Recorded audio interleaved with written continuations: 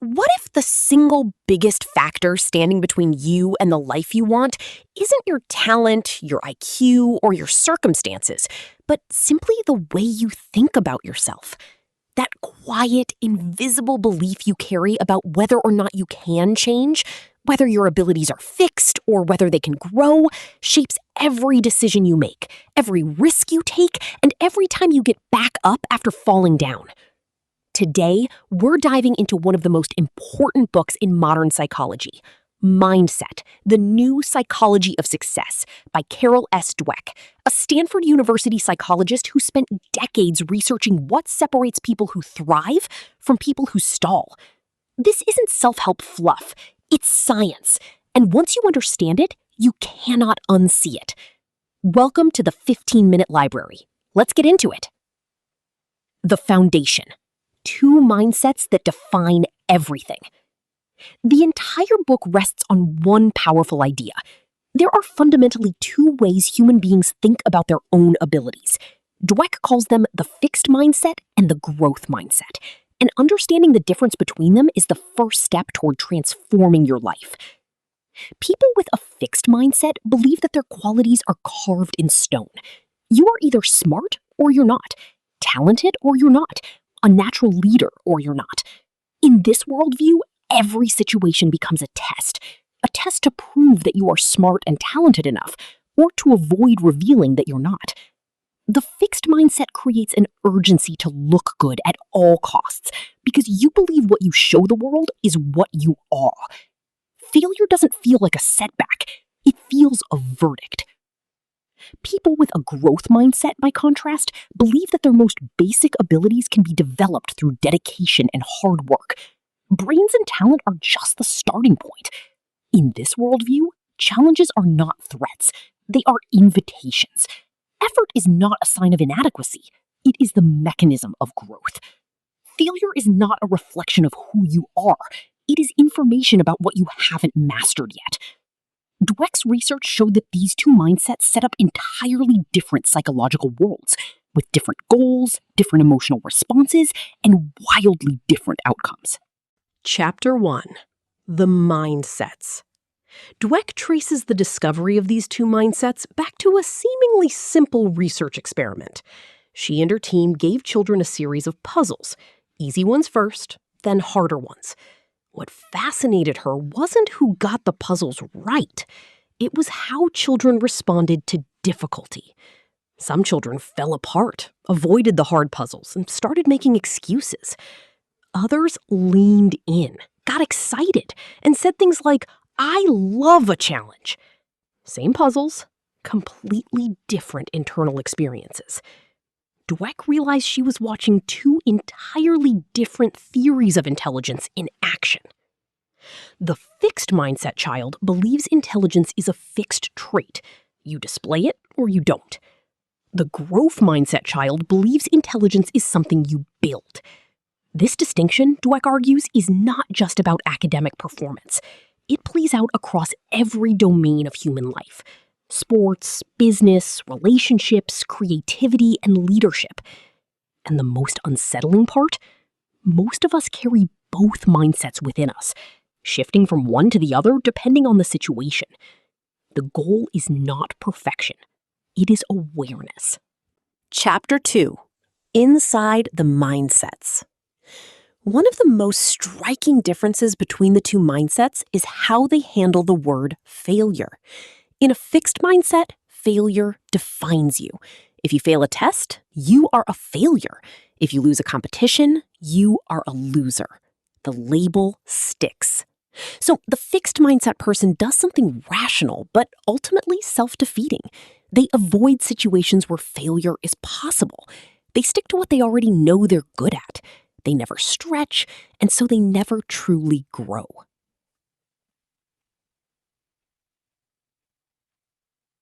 In a growth mindset, failure is an event, not an identity. It is something that happened, not something you are. Dweck points to some of the most celebrated figures in history. Michael Jordan, who was cut from his high school basketball team. Thomas Edison, who reportedly tried thousands of variations before finding the right filament for the light bulb. Charles Darwin, who spent years developing a theory the scientific world initially rejected. These weren't people who never failed. They were people who decided failure was part of the process, not the end of the story.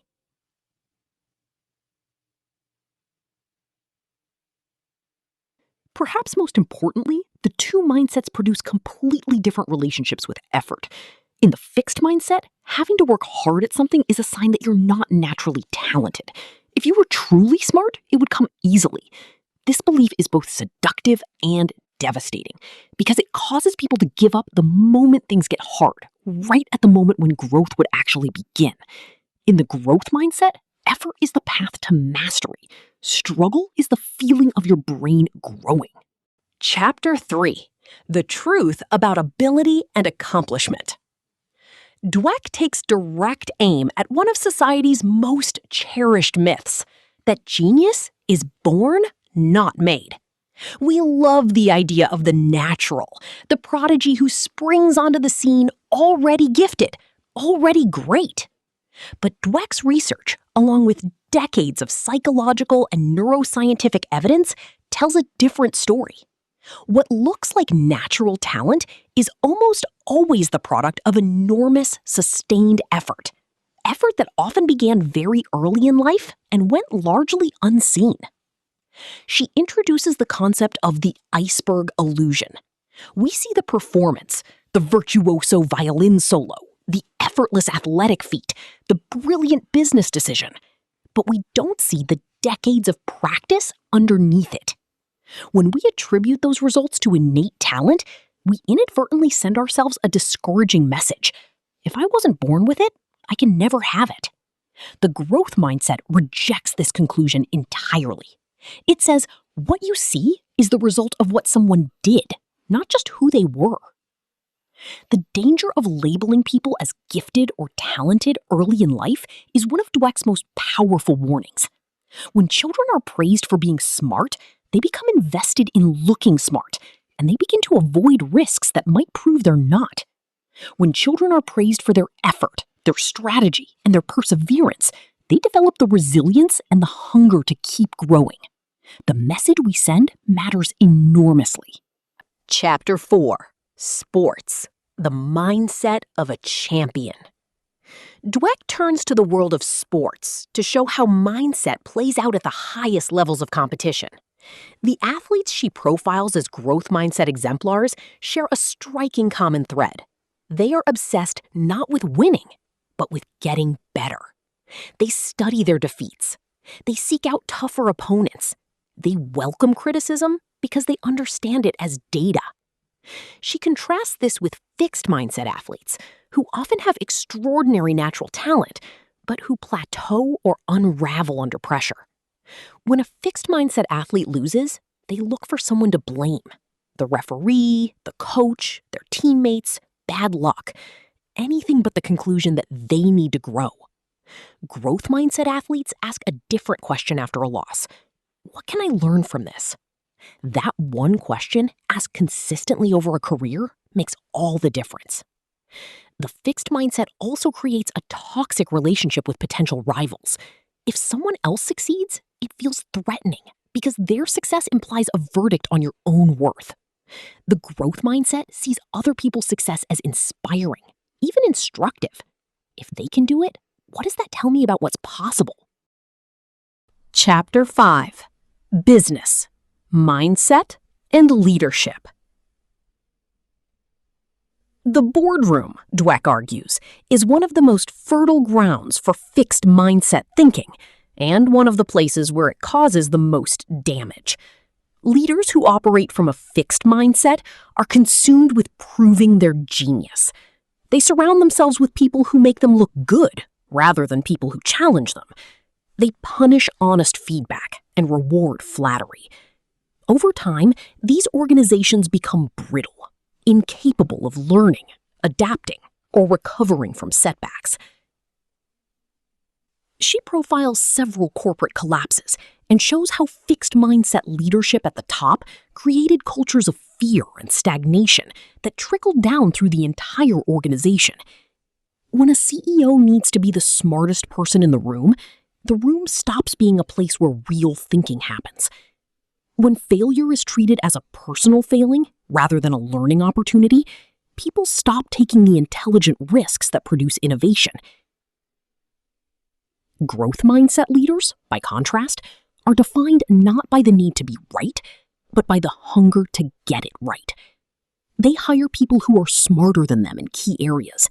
They openly acknowledge their mistakes and what they learned from them.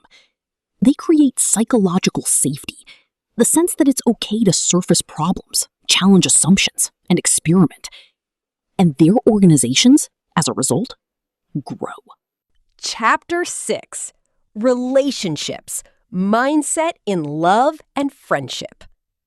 One of the most eye-opening sections of the book is Dweck's exploration of how mindset shapes our most intimate relationships.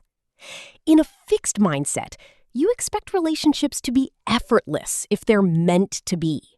You believe that compatibility is either there or it isn't, that great relationships don't require work.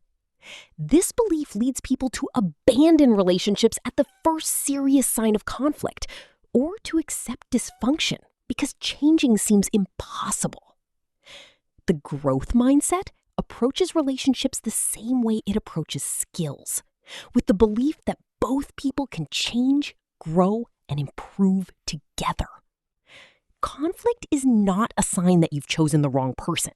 It's an opportunity to understand each other more deeply. Communication can be learned. Empathy can be cultivated. People can become better partners if they're willing to do the work. Dweck also explores how fixed mindsets damage friendships.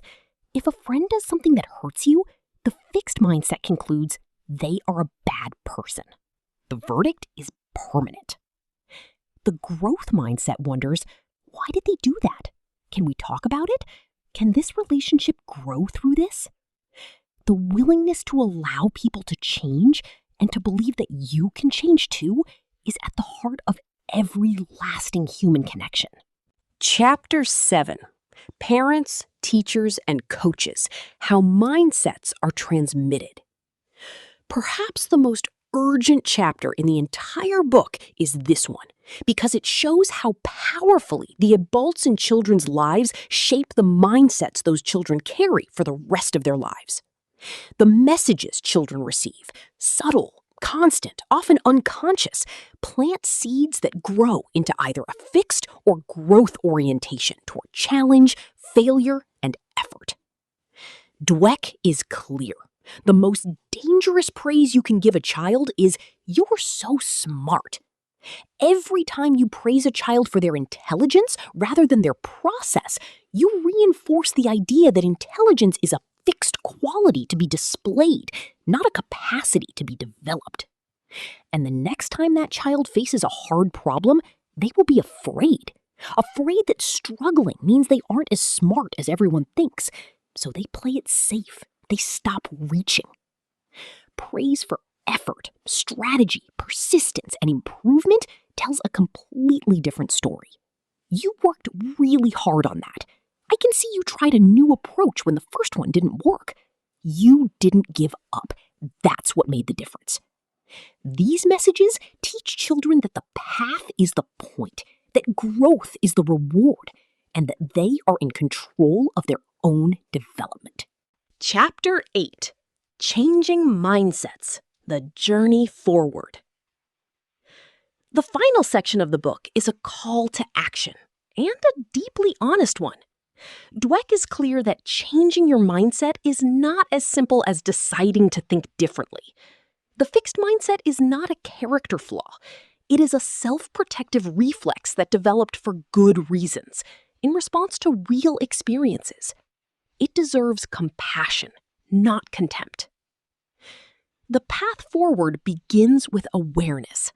Learning to recognize when your fixed mindset voice shows up, the voice that says, "You're going to look stupid," or "If you have to try this hard, maybe you're just not cut out for this," is the first step. You cannot change what you cannot see. The second step is understanding that the fixed mindset voice is not the truth. It is a story. one you can choose to respond to differently. Dweck introduces a simple but powerful shift, adding the word yet. I can't do this becomes I can't do this yet. That single word opens a door. It converts a fixed verdict into a temporary position on a growth trajectory. And over time, the accumulation of small growth mindset choices, choosing the hard challenge, welcoming the feedback, staying in the struggle a little longer, rewires the way you see yourself and what you believe is possible. Mindset is not about positive thinking. It is not about believing you can do anything. It is about believing that you can improve, that whatever you are today is not the final version of who you will be. The growth mindset is grounded in truth. Human beings are remarkably capable of development when they embrace effort, learn from setbacks, and remain curious in the face of difficulty. Carol Dweck didn't just write a book about success. She wrote a book about what it means to be a fully alive, fully developing human being. Your mindset is not fixed, and that perhaps is the most important thing to know. Here's something to reflect on before you go. Think about one area of your life, a skill, a relationship, a career goal, where you've been operating with a fixed mindset.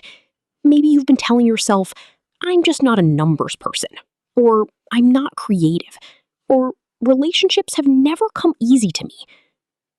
What's one fixed mindset story you're ready to challenge with a not yet? Drop it in the comments below. Your answer might be exactly what someone else in this community needs to hear today. That was your 15-minute deep dive into Mindset, the New Psychology of Success by Carol S. Dweck, a book that has quietly changed the way millions of people think about intelligence, effort, failure, and potential. If this summary planted even one new seed in how you see yourself, then we did our job. If you got value from this episode, hit that like button right now. It genuinely helps more people find the 15-minute library and access these ideas. And if you haven't subscribed yet, now is the perfect moment. We break down the world's most powerful books every week so you can absorb big ideas fast. Hit subscribe and tap the notification bell so you never miss an episode. Share this video with someone who needs a mindset shift. A student, a friend who's been too afraid to take a leap, a teammate who needs to hear that effort is the point. That's what this channel is built on, putting the right ideas in front of the right people at the right time.